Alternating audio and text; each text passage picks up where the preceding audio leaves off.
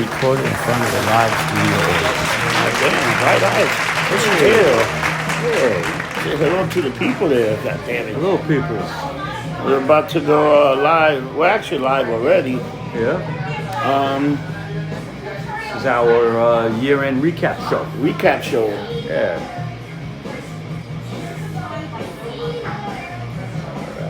Hello, people, and welcome to the 45th edition of the Rock Show. And this is the end of the year recap. I have the legendary rocker Mike here with me. Hello, we people. have a very special show today. He got some, we got like a album of the year, song of the year, record of the year, right? Yep. I mean, song of the year, Song of the year, album of the year, and we're going to introduce a new format that we're going to get into more next year. But we're going to go back to an earlier part of this year where we did a show on Lou Reed. Lou Reed and the Velvet Underground. We did a two-parter. We had Fail, that was one of the I think guys Fail there. for one episode he was on. He was great. What we're going to start doing a little bit here and there after the new year is go into the making of certain albums. We won't talk too much about the artist history, but we'll go into the history of the album. And we want to start that today with one of Lou Reed's records. It's one of my favorite. It's called Street Hassle. Oh my God, what a fucking album. All right, and before we do that, let's have a little salud. Salud, Because we do get lumped up. Yeah. Cheers, brother. And I have a little bit of a cold, so I am dropping this in. I also dropped this in my tea. There you go. Let my Irish It's a flow hot there. tequila. Hot tequila time. Hot tequila. Hot tequila. Ooh. I got a hot Jameson. That thing is making now. Ooh, I got the chill with mine. Like, look at that. Look what it did to me. Holy shit. Oh, you're getting lumped up. So, let's, before you go into the show, we cover a lot of fucking bands this year. Yes, we did. We did a two-part on David Bowie. We covered the Cramps. We did the Ramones. We did the Pretenders, Beastie Boys. Yep. Screaming Jay Hawkins. Holy shit. How much? I mean, We did the Misfits. The Ramones. The Ramone. We did Social D. And we also went to a lot of shows this year. I think this year, to me, the best show this year was definitely the Damned and the Misfits. Oh, absolutely. That was a great show. absolutely. The Damned and the Misfits at the Garden back in Fantastic. October. The Social Distortion show up down that was by great. the Seaport. How great is that rooftop? That's a great venue. Really was. I was think really next happy year with we'll that. probably go there. I think next week it's Jeremy's Christmas party on the 5th. Jeremy's So Outhouse, I yeah. think if you want, we could go down there and do a show from there too. What day? I think it's Wednesday the 5th. It's also the Christmas party. So if we get Okay. a little earlier, we could probably record. They open early, right? They open early, yeah. Yeah. And then, because I rather my boy works there. It's Thursday, right? Yeah, no, Friday. No, Wednesday. Wednesday. This Wednesday. I gotta tell people if I No, want to it's, go. no, I think it's Thursday is the 5th.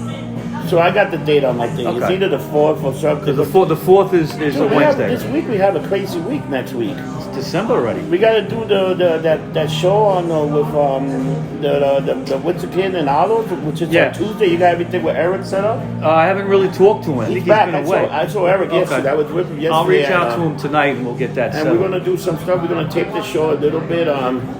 We can even ask Jonathan if he want to come because he likes to record, or maybe I'll borrow something for him to record. That's Tuesday the 3rd at Otto's. and Otto's. The Witch Kings is playing a benefit for suicide prevention. Is it Tuesday? Tuesday. Yeah, Tuesday. Yeah. And another thing, Rob Liddy is playing 11th Street Bar. Okay. His show, we got like 100 something views on YouTube with his show. Yeah.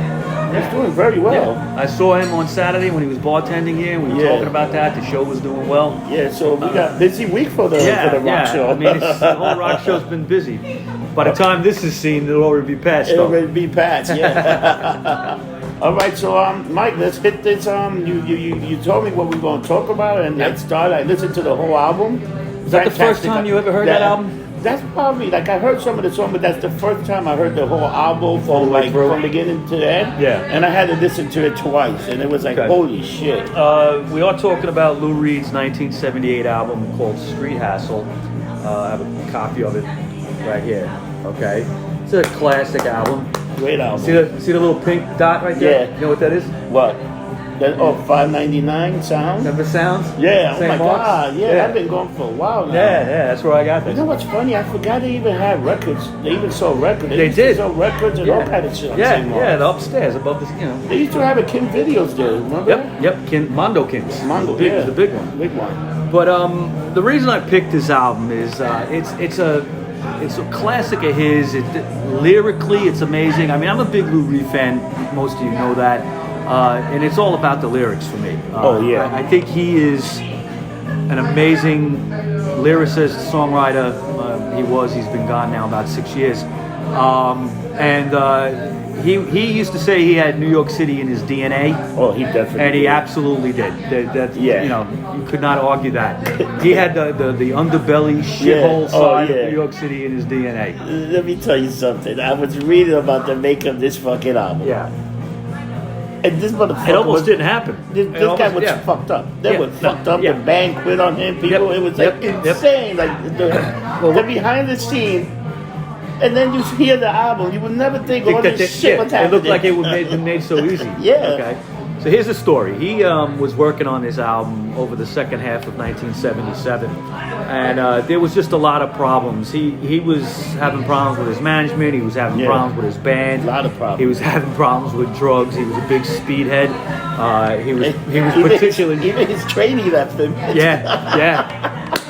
I mean, he was really messed up. All right, and he was particularly taking a kind of speed called Desoxin. Oh, fuck. And Desoxin is what they give you when your heart stops. Okay? And he was just snorting this shit, taking this shit. Out of control. Right? So he was out of his mind. But he was, dedicated always. And originally he was going to title this album, I Want to Be Black.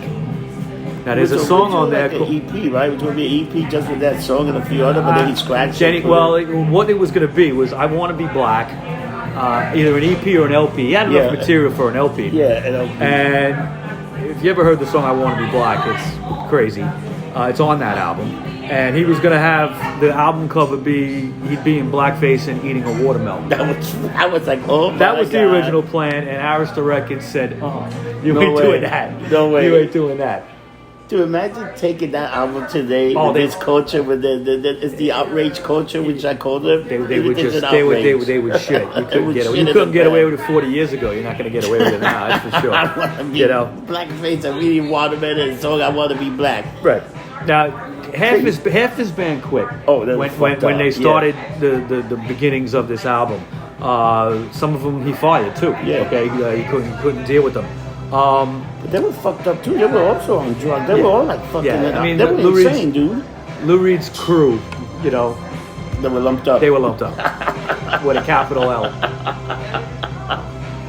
Oh my God! One thing he wanted to do with this album, which was very unique, it was something that was a flash in the pan in the '70s style of recording called binaural stereo.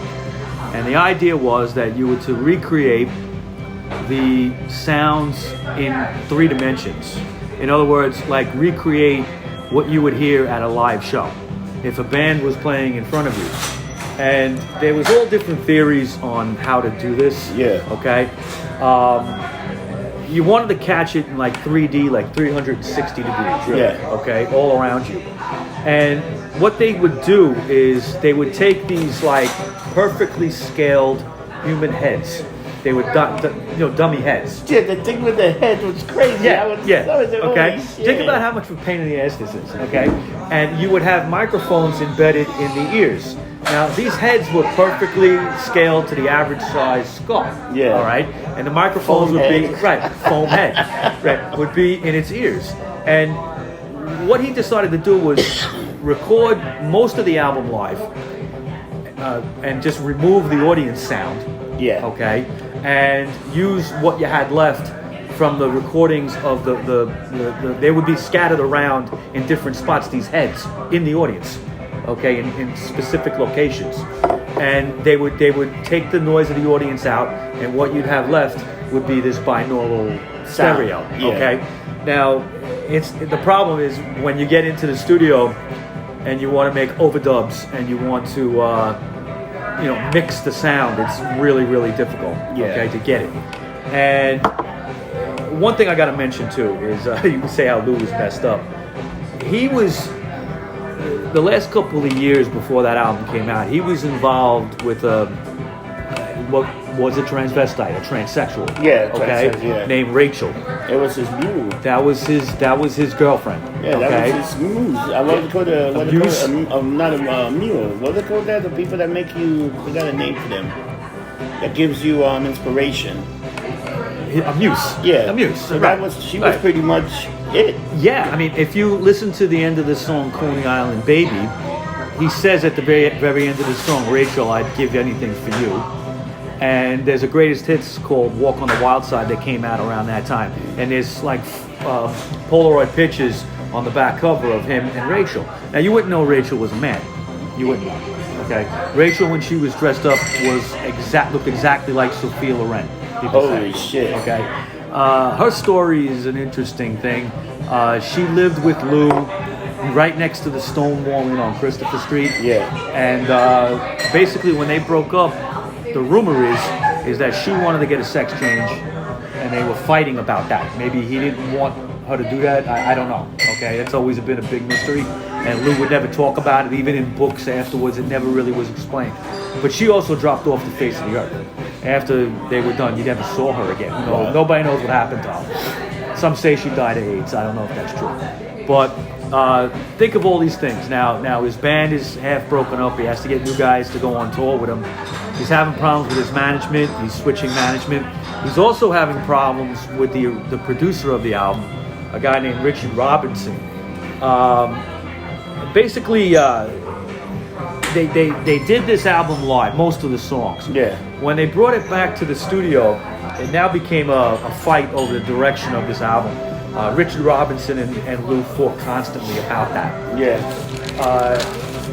Lou was the kind of guy, like, if you told him to do something, he would just do it. If he either he wouldn't do it, or he would do it so over the fucking top it wasn't even what you asked for. All right, that's just the kind of guy he was. Now, Richard Robinson and Lou, after a while, it became unbearable. They couldn't work together. Robinson walked out. And engineer in the studio, Rod O'Brien, kind of took over the reins and helped finish off the album. When they were doing the overdubs, they realized everything became disjointed. If you wanted to do an overdub over a live show, they couldn't line up the guitars or anything like that. It was this whole binaural recording mess. The opening track, it's a track called "Give Me Some Good Times." Now that has that opening line where it's kind of like a sequel to Sweet Jane. It's the same. It's the same chord progression in the beginning, and he just starts out saying, he's naming these things, and he said, "Lou Reed, you fucking faggot junkie." Yeah. It's like people talking in the background. You hear that.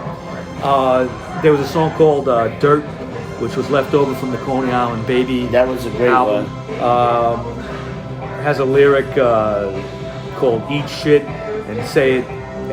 Eat shit and say it tasted good if there's money in it. I mean, it's the kind of lyric he would write. He's recording this album in '77, right? Late '77, like in Times Square. Yeah. And that's where you had the long hot summer. You had the Blackout. You had the Son of Sam was you out had there. the Howard Son, the Son of Sam, and you had all these fucking disco shit coming out. Yeah, It was like and a he was change in making time. this like super dark album. Yeah. All right. And now, he was on the diet of whiskey and speed, which was with scotch. He was drinking scotch and doing and speed. speed. It's like, motherfucker, holy shit, this guy was fucking fucked up. Out of his mind. Now we got to talk about two songs here. Yeah. First is "I Want to Be Black." What a fucking the lyrics to this song is fucked up. I think it's a great song. It is a great song. He had several black female backup singers. Yes. All right, who over the years have been asked about their work with him, and was he racist, or did he do it? What do you remember from that recording? And they all said it was great. It was good. They said they didn't have a problem singing that. But the words were like, that song is so offensive. Like, Is it though? Like, is I it? want to be Martin Luther King get shot in the spring. Yeah, it's fucked up. Well, he did get shot in the spring. And fuck up the Jews. It's like fucking If insane. anything, it's more anti-Jewish. Oh yeah, he's talking about fucking up the Jews. Yeah, and he wasn't he Jewish? He was Jewish himself. Right? Yeah. What was the whole thing about fucking up the Jews? He kept stating that. Self-loathing. It was crazy. Self-loathing problem. I don't know. The thing would be the fucking the cover that he originally wanted to do with him and Blackface eating water. I was like, what the fuck are you thinking? Yeah, Holy he was out of his motherfucker. mind. He was out of his mind. But God, you gotta hear this song, I Want to Be Black. I thought it was an amazing song. I mean, Are you gonna read some of the lyrics? I'll read some of the lyrics if you Listen want. to the lyrics to this All right. fucking song. All This right. guy was a fucking maniac. Yeah. And the way it's written there, this is fucking... Yeah, The this book is a great book. If you're into Lou Reed, it's called Pass Through Fire, the collected lyrics. Came out in the early 2000s, I think. And I met Lou when he did his signing for it. And he was Look at nice enough to autograph Autograph it. copy. See, to Mike. See? That's awesome. Lou Reed. Lou Reed. Could miss that guy. All right, hang on a minute. Street Hassle. Okay, now, is this racist? I want to be black, have natural rhythm, shoot 20 feet of jism too, and fuck up the Jews. What the fuck was that? I don't know. What was he getting at with that, right? He's talking about, he says, I want to be black, I want to be like Malcolm X and cast a hex over President Kennedy's tomb and have a big prick too. Yeah, oh my All God. right. Anyway, this is the kind of song he wrote. That song was fucking Yeah, insane. yeah.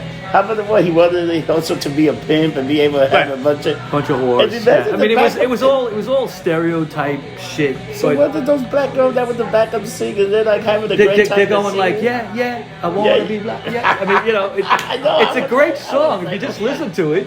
You know, Oh my God, it won't fly today. That song will get no radio play. he wasn't getting much back then anyway, but that's probably why it went under the radar. Yeah. And people today, they don't even pick up on it. Yeah. If somebody covered it or something, that'd be fucked up. Oh shit. That would be fucked up.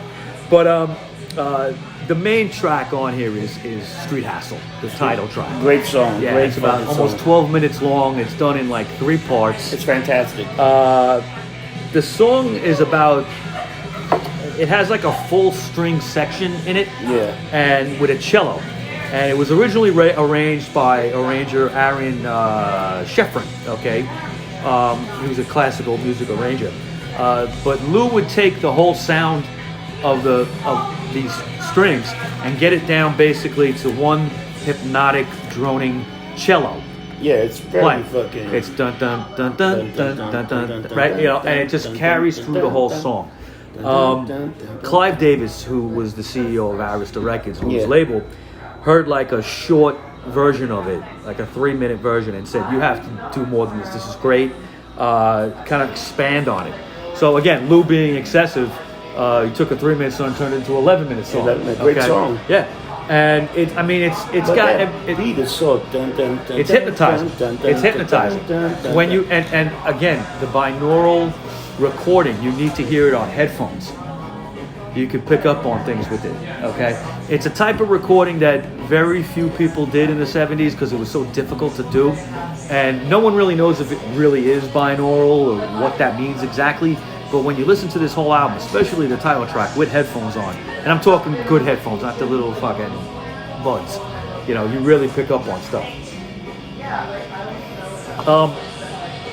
You had lyrics in this song about somebody ODing Yeah. at a party and they just leave the body in the street, which was based off of a true story. Yeah. Okay, that actually Lou knew somebody that happened to. There's one lyric when they see the body overdosed.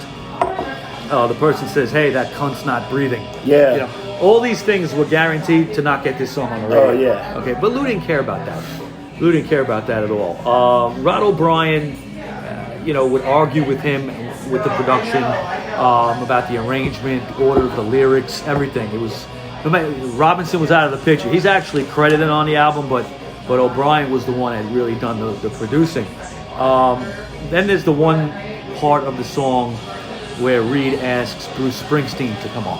I saw You heard that. him, right? You can yeah. tell it's his voice. Yeah. He goes uncredited because Bruce was having his own legal problems at the time. He was in like a legal battle with his management, and he couldn't put out anything. Yeah. And so he did this as a favor to Lou, but he said to Lou, "I'll do it, but just don't credit me, or anything." But when you hear the lines in the song, you hear it talking. It's definitely Springsteen. Oh, it's totally Yeah, Springsteen. and plus there's a line at the end where it says, "Tramps like us, we were born to pay." Okay, which is got more to do with the song than Yeah. Born to Run. Yeah. Okay, but he threw that in there. And again, uncredited, when I first heard this album back That's in probably the only time I want to hear Springsteen. yeah, I'm not. Yeah, I don't want to speak to it. No, it's true. It's true. And sometimes, like when I'm listening to that song, I forget that he's coming up, and I go, "Oh Yeah. fuck, it's Springsteen." But I don't mind it in that. When I first heard this album, I was in high school, probably like early '80s, and the album was a good 6 Let me ask years you a old. question.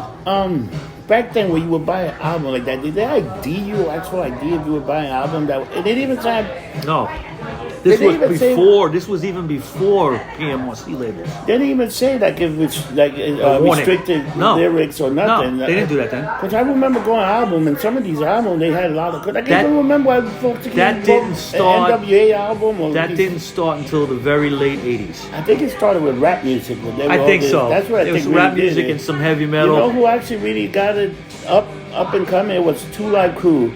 Yeah, Me So Me- Horny. Me So Horny, Me So Yeah, Horny. that was banned actually. And that was banned for a while. You couldn't even get the album. Yeah, sold millions, but Yeah, you couldn't hear it. You couldn't hear it. You know, the label thing didn't kick in until probably about '89 or so. So I mean, remember who started that? Tipper Gore, Al Gore's wife. Yeah. All right, and other senators' wives. Okay, were deciding on what's offensive and what's not. Yeah. You know, we didn't vote for you for that. Yeah. You know, remember Twisted Sisters, D. Snyder? Oh, yeah. Right? Yeah, he was And on- he was He a- went. yeah. He went in front of Congress and spoke to them. Yeah. That was classic. I remember that. That was Yeah. great. Frank You know- Zappa. You know what was? They even did that to video games later on. They made some video Well, games that once are too you open the graphic. door to that, okay, if there was no once everybody got used to the albums being labeled, Yeah. it was just a natural progression to Yeah. video games 10 years later. Yeah. You know, and nobody argued about that. It's all for the good of people. Well, you know what? I It's the don't same believe thing in when they that. bring to that NC, the NR rating, not rated. NC-17. Yeah. Oh, unrated. Oh, unrated. Yeah. Yeah. NC said they're unrated because it's just so fucked up that they couldn't. Like I think the Passion of Christ had one of those. It was a not rated movie. Passion of Christ was R-rated. No, I think it was NC-17. NC-17. Bad Lieutenant was NC-17. Because you I couldn't, remember that. like, they didn't want to. The movie had a hard release. Wasn't 'cause Showgirls NC-17? Yeah, that was another one Yeah. that was fucking. Yeah. Yeah. Yeah, I mean, they needed something in between an R and an X. You know, I get That's rating. Temptation of Christ. Another I think one. that he- got an NC-17. Yeah, because he's banging Mary Magdalene and shit in the thing. That was a good movie. Yeah. Good movie. Now, speaking of Scorsese, you saw The Irishman, right? That was excellent. It's on Netflix. I'm going to see it tonight. It just came on. It came on today. I watched it from 7:30 to like 11:25. It's 3 hours and like 30 I'll something probably minutes. watch it tonight. I got to see Yeah, it. it's good. I knew it was a good one because I woke up, I would sleep, I didn't fall asleep and watch the whole movie. And then took a shower and came here. So if it's a good movie, it's you stay up, right? Stay up, yeah. All right. So, you know, Lou Reed fans or people that are interested in learning about Lou Reed, definitely pick up that album. A couple others would be Coney Island Baby, Transformer, the New York album. Absolutely pick that up. Well, there's a couple of greatest hits out there. I mean, it's great stuff. But, Mike, you know what the crazy shit about this album is? What? He had all this problem doing and making it. And the fucking album Came is out a great. fucking masterpiece. It's genius. How the fuck does that happen? Because when you're so great, even when you're bad, you're great. But it was great. You're better than everybody else. Like every song from top to bottom, it's not a bad song. Yeah. You know? No, I mean, Shooting Star, Give Me Some Good Times. There's the Real Good Time Together. That was Really Good Time Together is That was good. a Velvet Underground toss Yeah. away. They used to do that, and actually, around that same time as Street Hustle came out, Patti Smith used to still do that live, Oh, yeah? and so it was kind of like they were both doing it. Yeah, because this album, like, even the critics gave it, like, got pretty good Yeah, reviews. it you did. know? It did. You know, you got. He used to get a lot of pretty good critical acclaim. At least in the '70s, he did. Real Good Time Together, Shooting Star, Leave Me Alone, and Leave Wait. Me Alone. Leave Me Alone is a Yeah, fantastic that's song. That's a great song. Dirt. Oh, man, so I listened to this whole album, and I was, dude, let me tell you, it gave me a chill up my spine. It was a fucking masterpiece. It was a great fucking album. Yeah. You know what other album gave me a chill? What? David Hasselhoff album. I couldn't believe how good that you're was. stealing my thunder. I Okay, couldn't you're stealing my believe I thunder. had to here. do that. I'm sorry. I All couldn't right. believe that fucking album. Now, what we're going to do every year is we're going to come out with an album of the year. Now, I might pick something old. I might pick something new. Who knows? First year we're doing it, I'm picking something that just came out back in September. And a few of you might have heard me talking about this. You're going to laugh. I'm probably going to shoot myself in the head as far as credibility with this. But I think the best album of the year of 2019 is an album by David Hasselhoff called Open Your Eyes.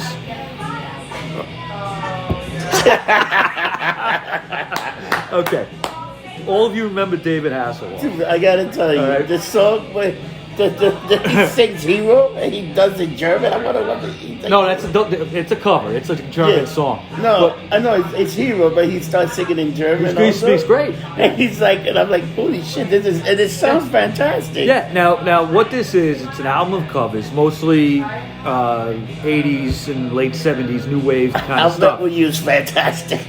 Oh yeah, yeah. Singing sugar. Now, If you okay. can read my mind. Open Your Eyes is the title track. Great song. And it was a song originally done by Lords of the New Church. Steve Baders was the lead singer. And you listen to the lyrics, they're totally relevant today as they were back in '82. Okay? And Hasselhoff, excuse me, Hasselhoff has a fantastic voice.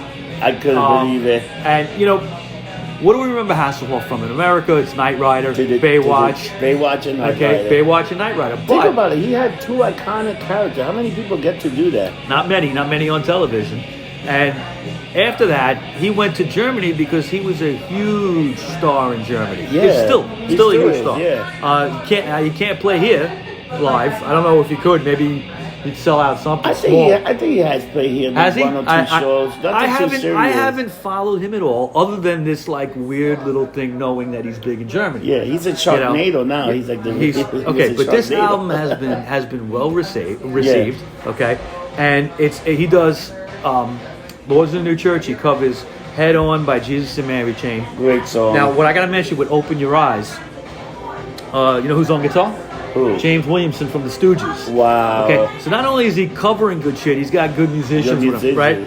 Then he's got Head On has Elliot Easton from the Cars on guitar. Oh yeah, he had a lot of starts with him. Yeah. They do I Melt With You, originally done by Modern English. That was a great He had song. Steve Stevens on guitar from Billy Idol's Yeah. band. Lips Like Sugar Like from Sugar. Echo and the Lips Bunnymen. Like- And he had the whole flock of seagulls backing him on that song. Okay. I like the and to me, version, is Here the I Go Again. I loved it. Here See, I didn't like Go that. Again. I thought the album kind of slipped a little bit with that. But to me, the gem is Heroes, the Bowie great. song. Okay, and he does it, and this is a song he's actually been doing live for the last few years. So it was the first time he put it down on a record. The lyrics to Jump in My Car too. It's a little Jump in My Car, old song. Yeah, that's and then he covers Here I Go Again by Whitesnake. He's got Tracy Guns on guitar on that. Rhinestone Cowboy, the Glenn Campbell song. Yeah. He does it with Charlie Daniels. That's Life is great too. The Gordon Lightfoot song, If You Could Read My Mind. He does Sugar Sugar by the Archies. Yeah. Neil Diamond's Sweet Caroline. That's Life ends the album, you know, the Sinatra song, and his vocals are fantastic. I couldn't believe it. So I went with an open mind and I heard it. And you were happy, And right? it was fantastic. I put it on part of my I've listened playlist to this collection. thing for the last couple of months, like on repeat. It's just, I mean, he takes these songs, and if you're into any of these songs, he makes it his own. Yeah, he makes them his own. And when you could do that, and I'm not a big fan of people doing a lot of covers either, so this really moved me. And his voice is great. I really didn't know what he sounded like singing, you know, on a whole album. Might have heard little pieces of things over the years, but he really has the voice for like a song like Heroes. Yeah. I would love to see him cover Aha. I don't think you can hit those high notes. God. That song gets on my nerves, man. I hate that song, but it's such overdue song. It's play over. I know. So that's the album of the year. Song of the year. I have a song of the year. What we have? Okay. Well, we're gonna go back to one of the first episodes. I think it was the first episode about Rick Rivers. Yes. Okay. You know, that episode's still doing good. We got it's reaching close to 450 listen, Wow. And we did that at the very beginning of March, I think it was. which I think might be the most popular show right now on the whole thing.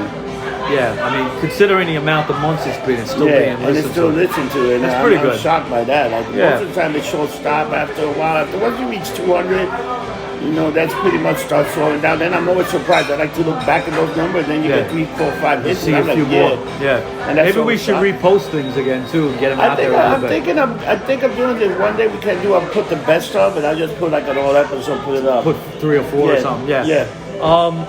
Rick Rivets, most of you know, is a good friend of mine. He was a founding member of the New York Dolls. He was also in the Brats, which was another great band in the early 70s here in New York City. He also was in a band called the Corpse Grinders and the Slugs. And Rick was a good friend of mine, and I miss him every day. And I just want to show you guys a couple of things. If you're interested, there's an album out called Bratology. Okay, that's Rick Rivets right there. If you can find this, buy it. It's basically all the Bratz singles, hits, things like that. It's a good combination of live and album stuff. The Bratz were very instrumental in getting Kiss started in their career. Wow. They actually gave Kiss their first show Wow. in Manhattan. Rick would go on after the Bratz to start the Corpse Grinders, and that's going to lead me to the song of the year. It's a song that I've loved since the mid '80s when I first heard it.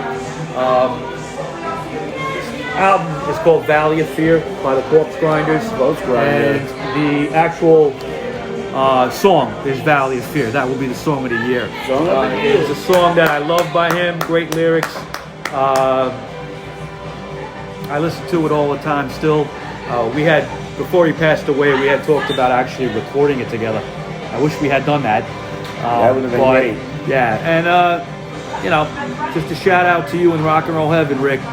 Song of the year. Song of the year. All right. Somebody put tequila in my tea. Yeah, Woo. there's a little whiskey in mine. Ah, damn. Yes. I'm feeling all energy and shit.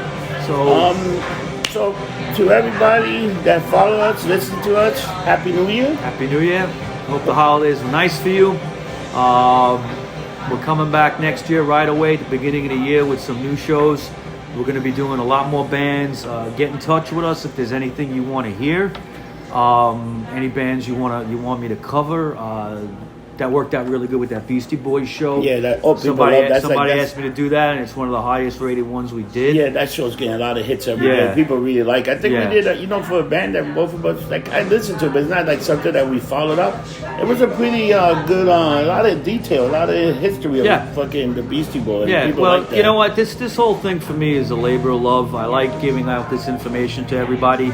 Rock and roll is not in the public conscience anymore. No. It's kind of taken an underground point right now, and I don't have a problem with that. It's where it belongs anyway. Yeah. At least it'll give it a little edge back. Yeah. When it does make its way back. Yeah. And it will. I want to thank all the guests we had on this year. Shout out to a few: George Figueroa. Oh, George, great guys. Jerry the Monk, Feo, anybody else? My friend Vinny, School of Chatty. Ah, Vinny was great. Yeah, George was on a couple of times. He's always great. Yeah, George is great too. Anybody else that I forgot? Kennedy show does good too. Stu does Yeah. very good. Anybody else I forgot? Definitely a shout out to you. Thanks to all the fans. Oh, Adriana. Oh, Adriana too. Yes, Adriana. and her band Broken Time Machine. Time Machine. That's right. They're very good. I want to also thank 7B International. Shout out to the Hard Swallow. We're going to be having Big Leon soon at some point for one of the Presents shows, Rock and Mike and Rock Presents. All the usual spots, locations, bartenders. Thank you so much for everything. And once I say thank you for the support, we're bringing this because right now we do this out of the labor of love. We're not making any money, but hopefully we get the show out there. About and halfway to making money. And we can become stars, and then we can really see you guys. Yeah, we'll get our own channel someday. An old channel, like our own freaking on Sirius XM radio, so I have to get paid for doing this. Wouldn't that be awesome? That'd be awesome. Yeah. Or maybe we could do our own thing and do our own charge and do our own freaking Pay-per-view. own like little channel to pay for whatever, and people can pay, like, you know. But we do a lot of shows. Like between me and you, we're doing like, what is it, 5 shows almost? Yeah, counting the freak Kind show. of. Yeah. Because we got the freak show, but then we got the freak show, we got the rock show, we got conspiracy show. Then we the do Presents. Rob and Mike present. So it's 4 shows. Yeah, from 4 show. Then I'm doing the Rossi rant. I gotta get a. You gotta get another. I'm gonna be doing a lot You'll be more pissed once off a through the week. holidays. I'm Oh, sure to the we'll hear holiday, I'm about gonna that. shit on it. Yeah, And, we will hear about we're that. definitely gonna shit on a lot of shit on the holiday, because the holiday always fucking pisses me the fuck off. Everybody want to be jolly and happy at the end of the year, where they should be jolly and happy all fucking year. That's what I'm better than Santa Claus, that motherfucker. You could be Santa Claus. I could be Santa Claus. Get a nice, my beard's getting gray enough, Yeah. and my hair's starting to get gray. So people, happy 2020, Mike. Remember, Don't get drunk, get lumped up. See you next year. Have a Take good care, one, people. people.